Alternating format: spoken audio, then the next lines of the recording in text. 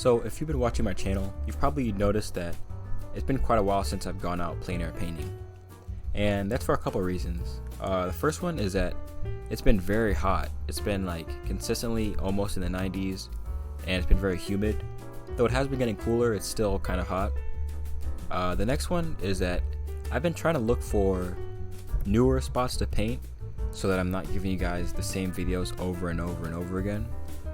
But the last one, which is what this video is kind of covering, is that I'm a little nervous about going out because I know that I only have so much time to paint, and I've been getting really comfortable and really used to taking my time.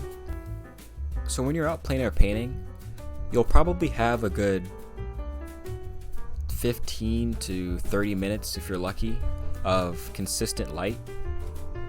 After around 30 minutes, you have to deal with the changing light, and that can really mess up a painting. It can change the way that the whole scene looks, and overall it's just not a very fun experience having to fight the changing light. So that's what this video is kind of about. So in this video, I took the time and I set aside 30 minutes and 30 minutes only to try and see what I could get done and how a 30-minute painting would look, because I do plan to go back out plein air painting. So in this video, I spent only 30 minutes. Well, you guys are going to see. I spent 30 minutes and I checked into where I was at, and then I went ahead and finished the painting. But in that 30 minutes, I really did have to rush. That first probably 5 minutes was blocking in the shapes and just trying to figure out the composition. I did not count the underpainting because I usually have an underpainting done before I even go out to paint. But yeah, that first 5 minutes was trying to block in all these darks. And then I had to deal with the drawing of gouache, which when you're trying to cover large areas, it's sort of difficult because you typically will water down the paint more, but then that leads to longer dry times. So overall, I'm trying to play this delicate game of trying to put everything in quickly so that I don't miss the lighting, but also trying to put it in effectively and still like still keep the paint opaque enough and not watered down to where I can consistently work over top of it without it being super wet. So that really was that's a big issue in this painting, is that overall it was difficult to try and it was just difficult in general to try and paint. I believe it's called alla prima, just all at once, and not have to wait for drawing times. And you're gonna see that here, that the painting, though in the past when I have worked plein air, I don't know if it necessarily was 30 minutes, but that's just what I've seen. The 30 minutes is about the amount of time you're gonna have before the light starts to change and before you're gonna get different shadows and different lighting and different rim lighting. 30 minutes is about what you're gonna have.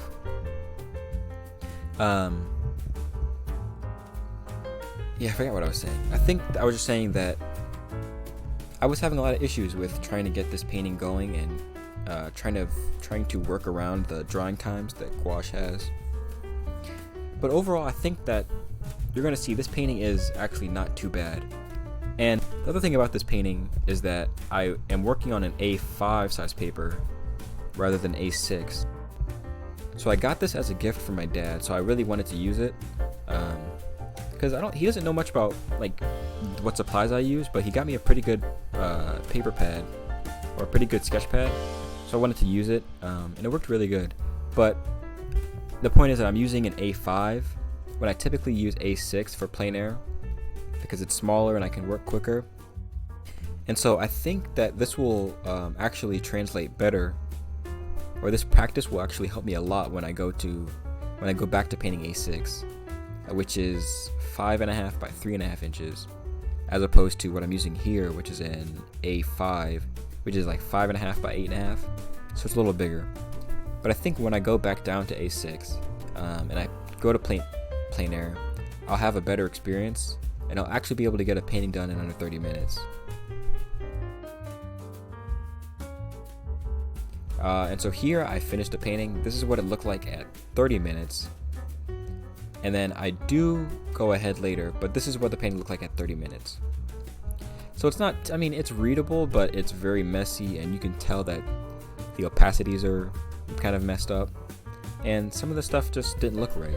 So I took it back, and I went ahead and I tried to work more on it, and I went about another 20 minutes overall. Not much more time. After the painting dried, I was able to go back and work more on it, and I brought in the colored pencils, I brought in my paintbrushes, and I think that after that, this painting turned out actually pretty cool.